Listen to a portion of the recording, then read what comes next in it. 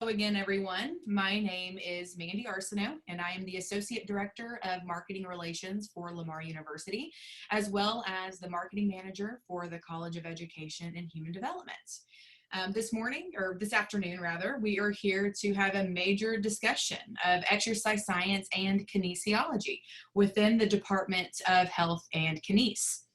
Our goal here is to answer your questions as they relate to being an exercise science or kinesiology student here at Lamar University.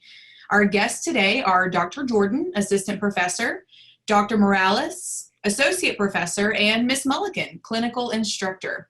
Also joining us is Carly, who is an admissions counselor. She and I will be fielding any admission questions that you may have throughout our session today. Just so you know, your video is turned off and your mics are muted just to ensure your privacy. You can also ask questions anytime during our time together using the chat option in the bottom of your screen. And we're going to do our best to make sure we answer all of those that we get in throughout today's session. We also are recording this session and we'll be posting it on our website with closed captioning. All right, I think that covers all of our housekeeping. So let's get started. Dr. Jordan, I will turn it over to you and we can discuss all things exercise science. Okay, my name is Dr. Jordan and I'm an assistant professor in exercise science. I teach a lot of the physiology, so exercise physiology, cardiopulmonary physiology, neuromuscular physiology, along with some of our other courses in our major, testing procedures, exercise prescription, things like that. In our department, we have 3 undergraduate majors.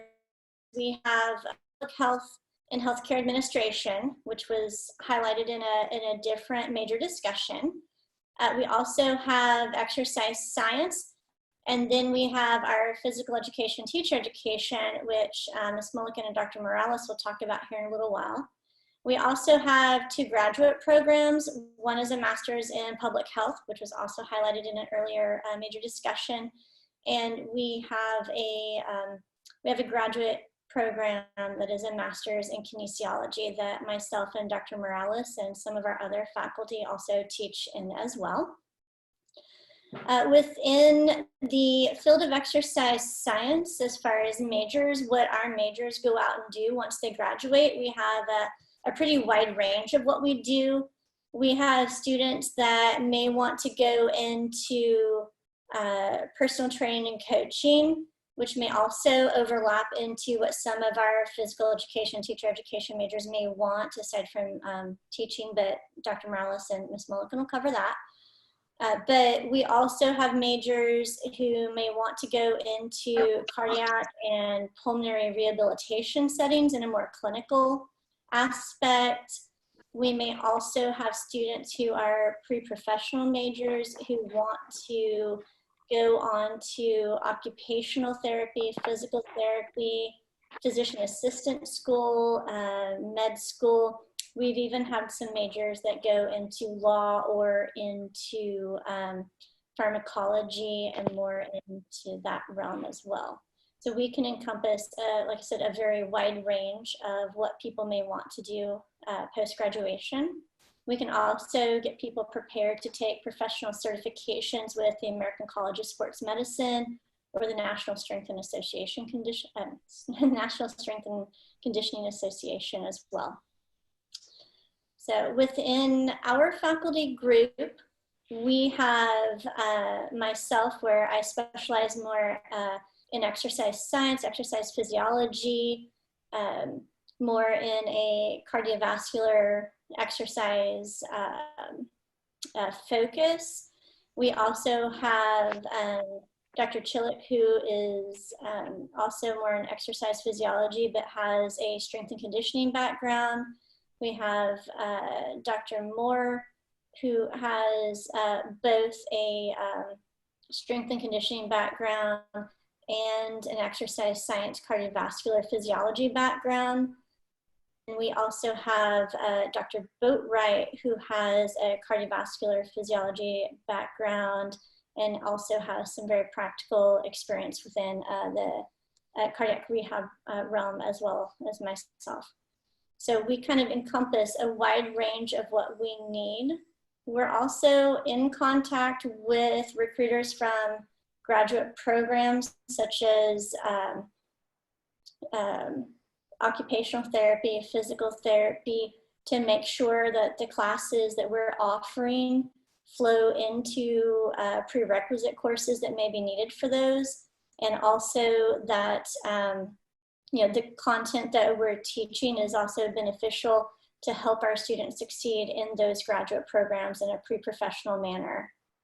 Along with that, we also have an athletic training staff that will help work with our students if they want to go into an athletic training emphasis and get them ready to take the licensed athletic training certification for the state of Texas, and also can help prepare them to go on into a master's program to get their national certification with the National Athletic Trainers Association, should they choose to go on and do that as well.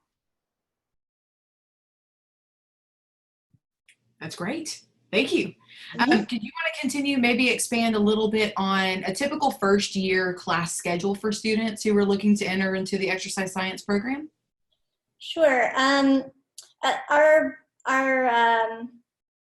freshman and sophomore will be advised at the Undergraduate Advising Center, and we work very closely. We have an we have an undergraduate advising associate who is assigned to us that we work very closely with, and helps us make sure that we're on the same page as we advise our students of what they need. So we work very closely. Most of our first year students, along with getting in some of their required core classes, may take classes in our department and might be applied fitness concepts, which kind of gives you a little flavor for what we would like to teach people about living a healthy, active lifestyle throughout a lifespan, and gives you a little bit of science behind the scenes, but mostly more of an applied setting. So it can kind of give you a broad aspect for what you're looking for. They may also be taking, in their first year, they may be taking Anatomy and Physiology 1, because for our students to come into my exercise physiology course, A&P 1 and 2 are prerequisites. So, and the UAC knows that, and they will advise the students to take those early on in their career. So they may be hitting A&P 1 early on in their first year. They may also take a course that I know Miss Mulligan has taught, and she may be better able to discuss that class than I am, but we have a class that is an intro to physical education. It's 1301.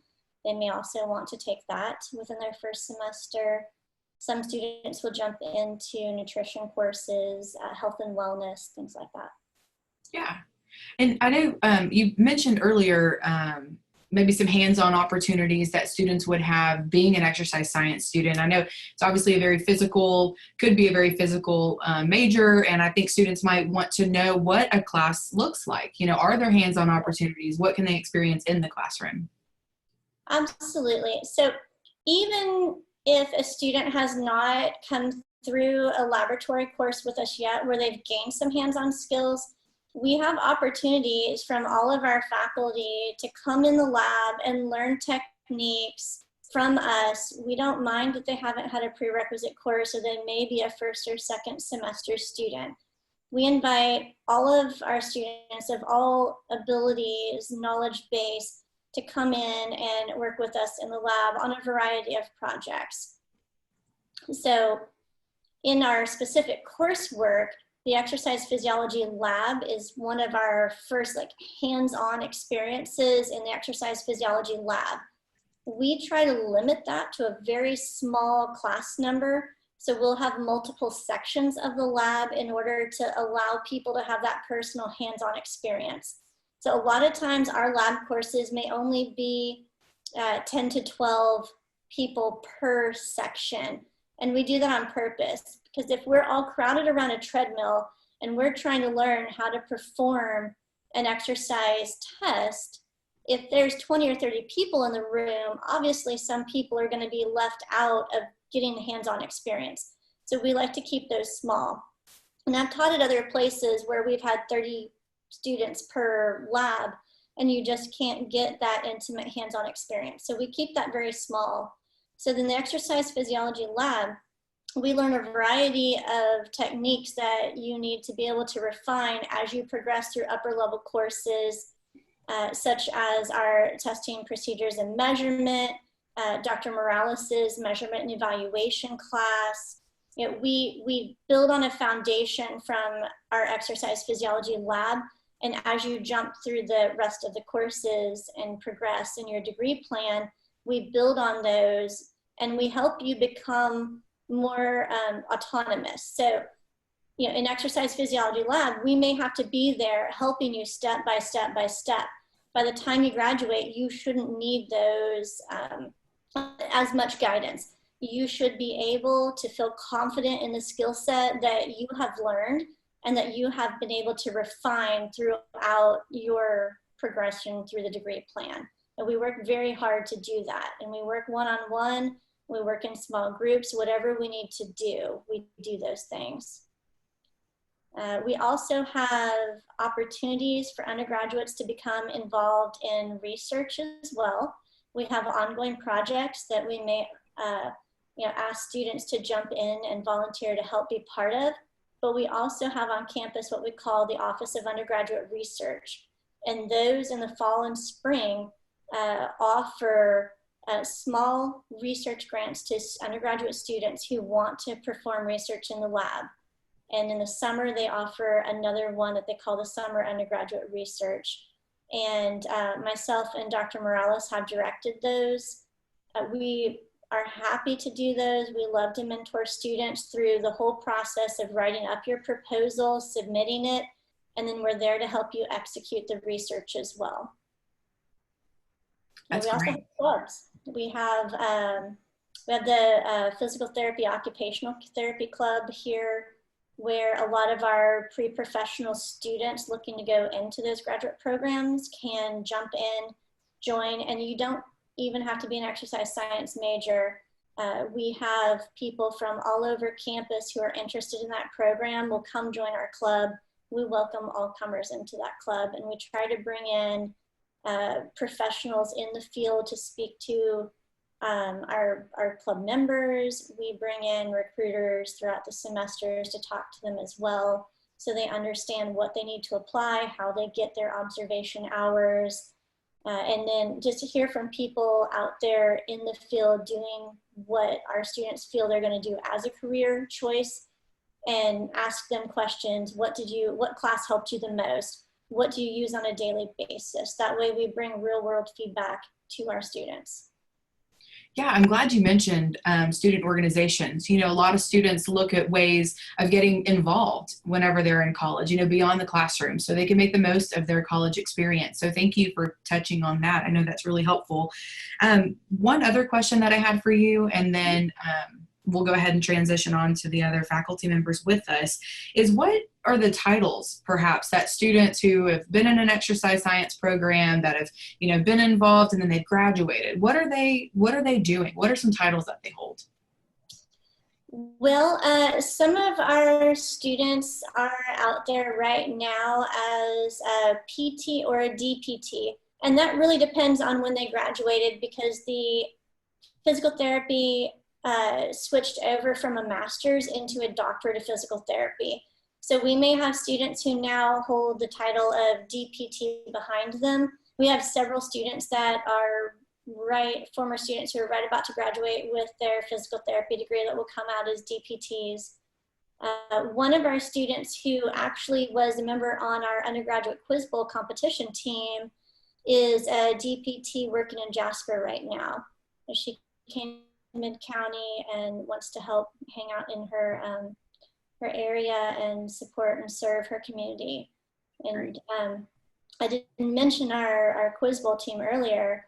We have in the spring, we have a competition where we take students to our state chapter meeting for the Texas Association for the American College of Sports Medicine. And our students compete against at least 30 other schools from the state of Texas. The winner of that meeting gets to go to our national meeting and represent the entire state of Texas in our field. And one year we did win it, and we were able to take our competition team to San Diego. So other degrees, titles that people hold with our degree, if our students went on to occupational therapy, a lot of our former graduates will have an MOT behind their name because that's traditionally been a master's program.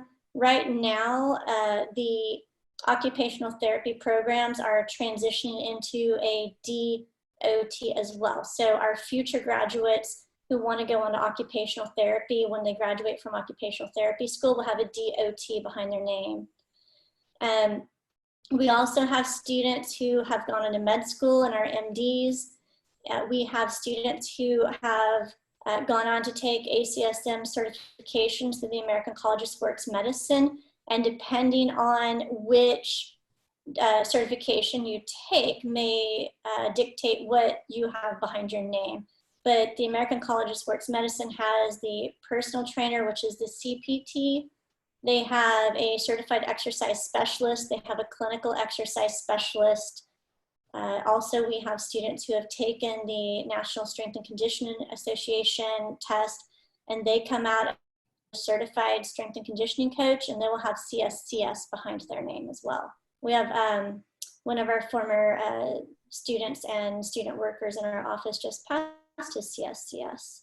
All right. Congratulations to them. That's exciting. A lot of great things, a lot of great opportunity there as an exercise science student.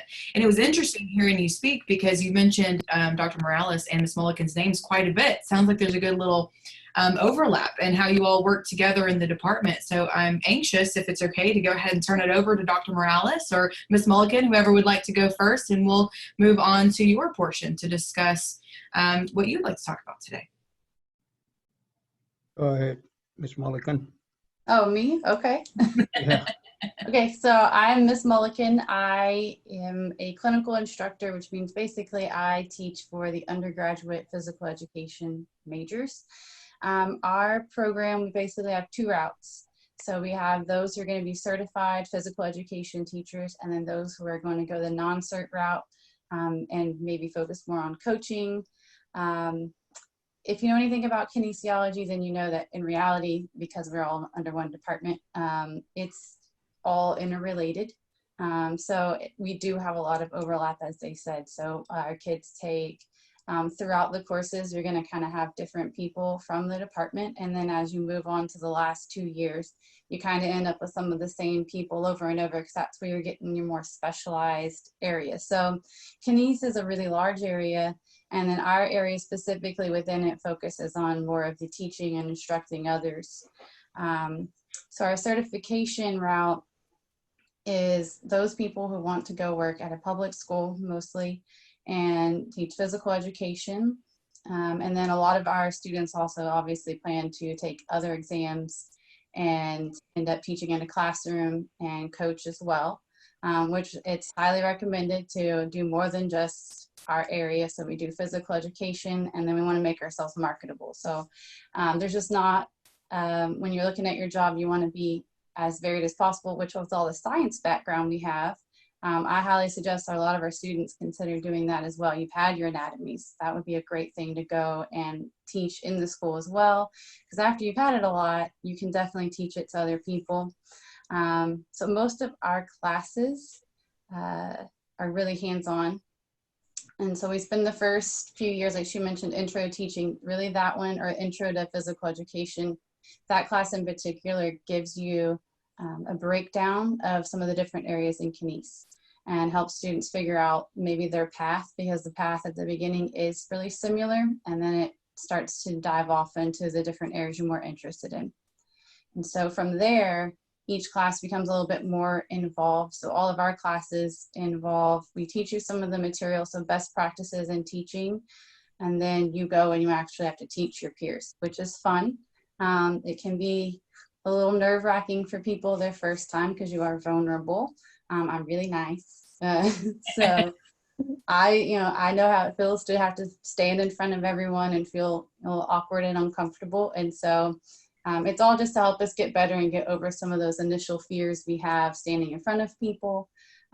We all have to get in front of new groups of kids each and every semester. And we're familiar with that feeling and building relationships. And so that's something we spend a lot of time doing, is a lot of group work, working with others, collaborating, practicing your skills.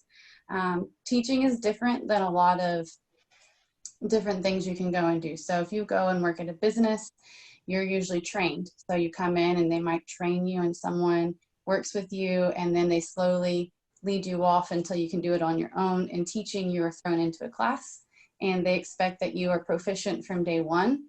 And so your whole time here is you get ready to have real kids, and how you're going to handle having 100 kids in physical education running around, and have them learning and have them having fun and being active, so that hopefully they're active for the rest of their life, not just in your class. Do you have anything to add to that, Dr. Morales? Oh, I think you covered pretty good. Only thing is to stress what you just mentioned, that people that go into teaching have to have a actual, I don't want to overblow it, but like a burning desire to actually serve. Mm-hmm. Physical education teachers have an edge on that, in a way that they interact with students a lot more than, I would say, than classroom teachers, because they are in a more relaxed environment many times, and which lends itself to more interaction. But what you said about getting out ready to hit the ground running is a major thing. We don't stress that enough. The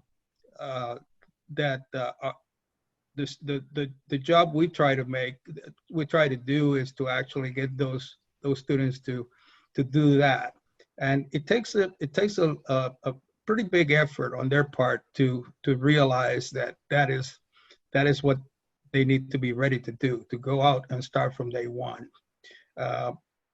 So that's one thing. The other thing is physical education, as of many years, has been seen in different light by different people. But one thing that is going, a growing trend that we have, as you know, is that that it's becoming, there's been more and more awareness that is being raised by people in the field and practitioners and everything, to have physical education as another way to promote a healthy lifestyle. And so basically what we try to do is that these students could learn to not only deliver their content in the classes, but actually would deliver it with hopefully with a mindset that getting people to move efficiently is one way of actually stimulating long-term involvement in physical activity. So that is something that Ms. Mulligan and Ms. Gautreaux do in their actual applied classes, where they need to, this thing goes beyond just forming groups and teaching groups. It actually has to be able to convey the kind of activities that they engage in a class actually have an ulterior purpose other than just doing them. So that is something that we seldom in our field fail to convey to the general public, but it is an ongoing thought. So like Ms.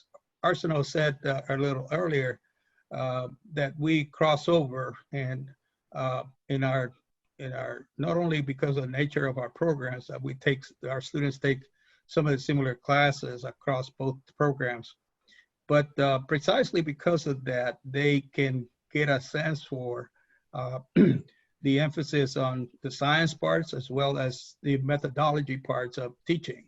And I think it's a very nice I guess other people would say marriage of the different disciplines.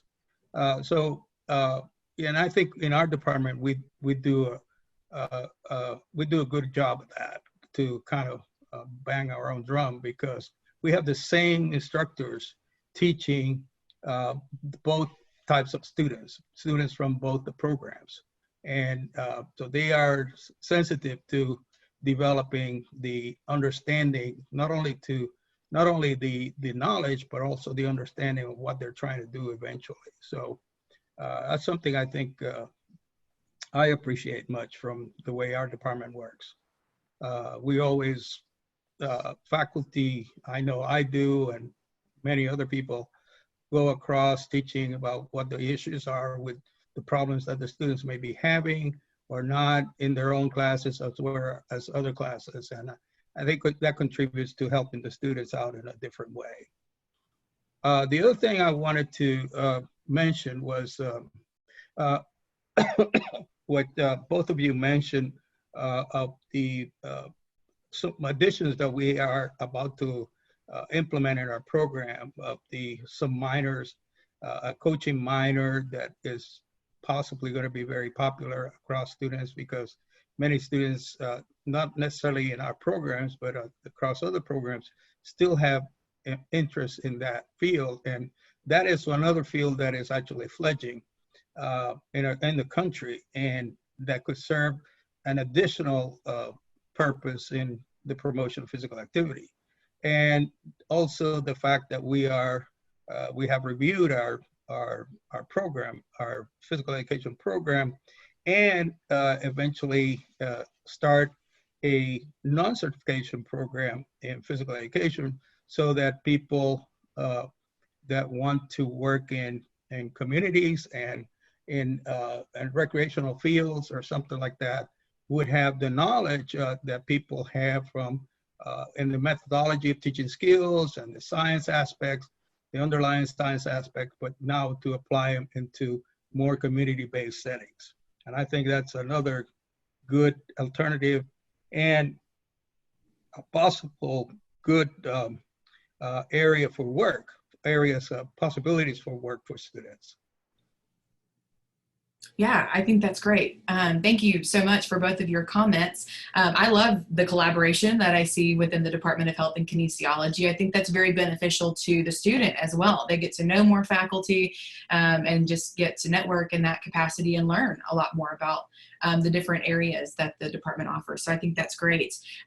Both of you mentioned quite a bit about the importance of promoting physical activity, not just while you're in school, right, but throughout your whole life. And I just had a question about that. I hope this doesn't throw anybody off too badly, but we've talked a lot about getting out and being active and going for a walk and all of that, specifically since this pandemic, right? They've encouraged people to get out and get active. And I think a lot of that has to do with maybe your mental health as well. Yes, staying physically strong and physically active is good, but I think there's proven science, right, that it makes you happier. It just kind of keeps your mental state a little bit healthier. Do y'all talk about that in the classroom? Is that addressed in any of the curriculum? We do. So in our applied fitness concepts class and in our wellness strategies class, we discuss not only the physiology of staying healthy and active, but also the difference between health and wellness. So we're talking about wellness having a psychological component to it, where you are happy and you feel better when you're out there moving. So we address that in those two classes. We also have a sports psychology class, and we readdress it in that class. And we may also in that class throw in a flair for also addressing sports psychology into athletes, into an athletic setting as well. But it's definitely something that we address. And going back to what Dr. Morales was saying about community fitness, we also have people from either one of the exercise science or what we call PEAT, the physical education, teacher education part, in that non-certification route, that would be qualified to go be a director of a community fitness center. You know, every town you're in, there's always a city fitness center or a YMCA or something like that. So those are also avenues that people could look to use either one of our degrees for as well. So we want to keep the community happy, moving, and active. Yeah, absolutely. Dr. Morales or Ms. Mulligan, any other thoughts on that? Just to emphasize, I had to mute my microphone a little bit because my four-legged assistants are roaming the house. So, yes, this what Dr. Jordan just said about their program. They actually had a component to gear people to do that community setting, which is one of the most pressing actually nowadays in our discipline, our profession, of promoting physical activity in general settings. As far as our side is concerned, I think that our coaching minor that we're about to start, which I'm actually very closely linked to, and having been a coach for many years, and having been one of my thrusts in my coaching, is to actually enforce the idea that through sport, to actual participation, sport participation, this general well-being aspect of participation in physical activity can be communicated. We in our country do not conceive that very much because of the nature of how our sport coaching goes, which basically doesn't require any professional formation. But people that actually have the background in the science and the methodology of organizing sport participation will be very, very quickly to adapt to being able to promote the sport participation opportunities for people of all ages, as another way of enhancing their health and well-being.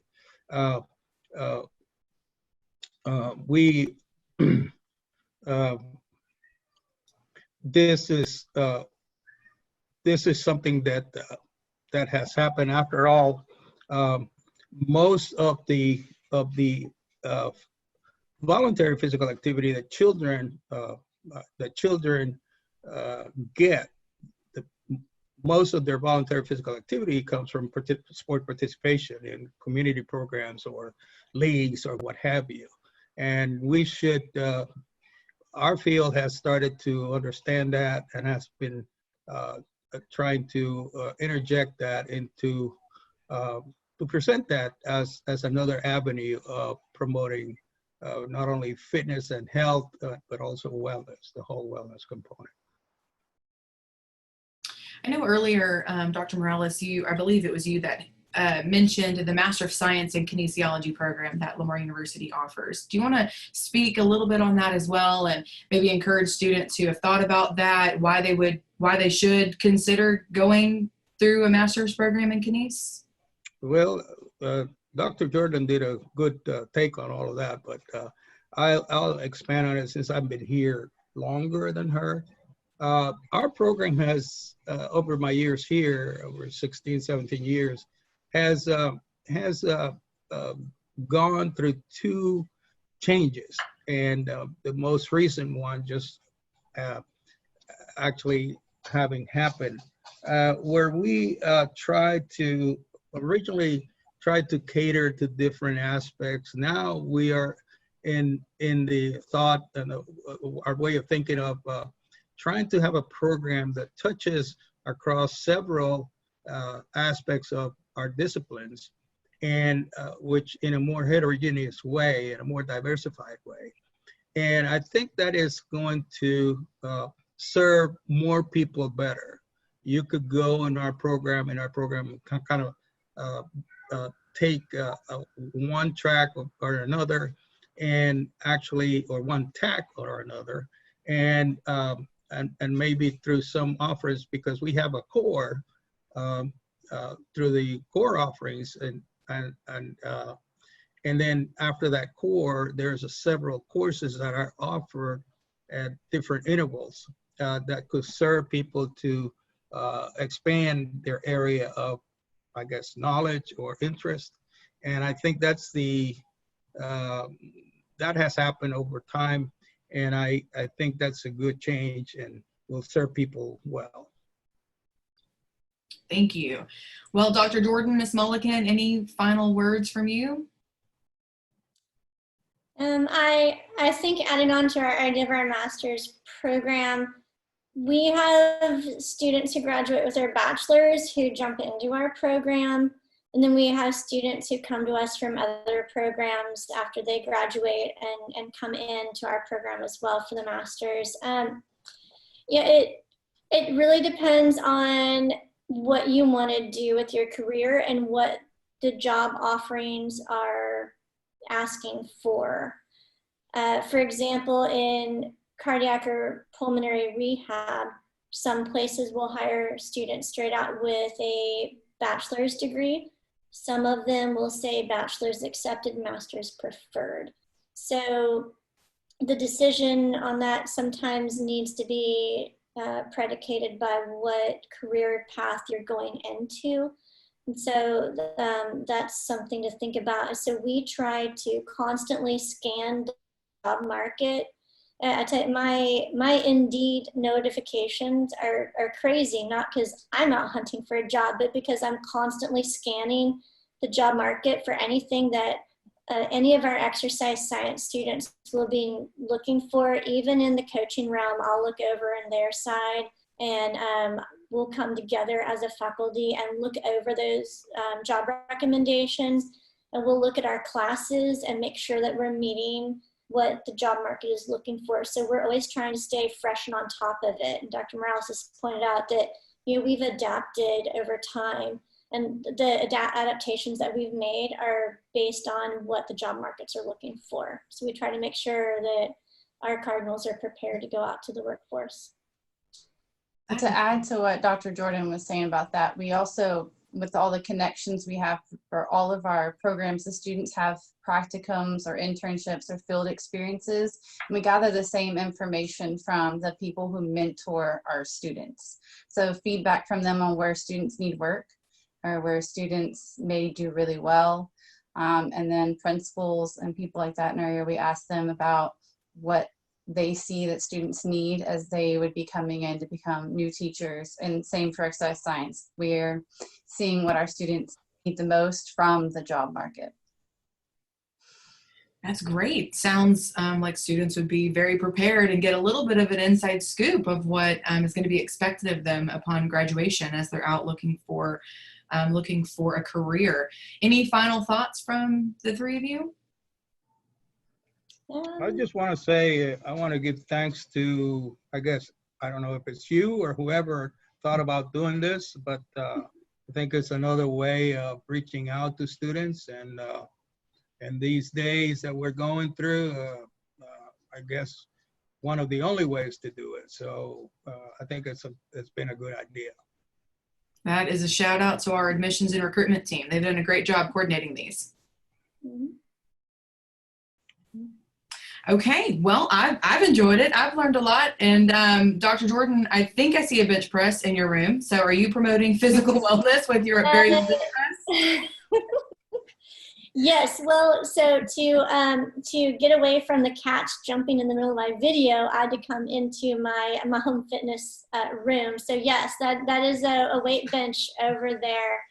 I have my own little workout room in one of the spare bedrooms in my house, and it couldn't have come at a better time since the gyms are closed. But it helps me not only, do my workouts, but I think you've met my husband and he's had a stroke. And so I actually do all of his rehabilitation. Wow. So in that cabinet straight behind me, those are all of his, what he calls the implements of torture. That I do his rehab with. And so this is a multi-purpose fitness center. And right now it's a private Zoom room away from my cats. There you go. It works. It works. I love it. I love it. Well, thank you all so much for being here. I do want to thank Dr. Jordan, Dr. Morales, and Ms. Mulligan for being here today. Also, a big thank you to Carly, our admissions counselor. I do want to share my contact information with everyone who is watching.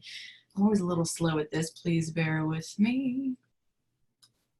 There you go. I think you can see it there. Just my name and my email address, aldowden@lamar.edu. Should anyone watching have additional questions or want to contact any of the faculty that you've heard from today or additional faculty that we have within our department, please feel free to reach out to me via email. I'll be glad to connect you or answer any questions that you have that way. And of course, lamar.edu/education is a really good website that you can go to learn more about the majors that you heard today and other majors that we offer within the College of Education and Human Development. We do keep it updated with information, so the latest and greatest will be right there at lamar.edu/education. Another website I'd like to share with you all is lamar.edu/visit. Another really great resource to learn all the different ways to stay connected and engage with Lamar University anytime, really, but specifically during the pandemic and all the fun things that we're doing, such as these major discussions, you can find there as well. So thanks again for being with us. Thank you to the three of you for joining me today. I really appreciate it. Hope everyone has a great day and stay safe. Shout out and thank you to our interpreter for what looks like a good job. Always. She does great work. Thank y'all so much. Bye, guys. Thank you. Bye.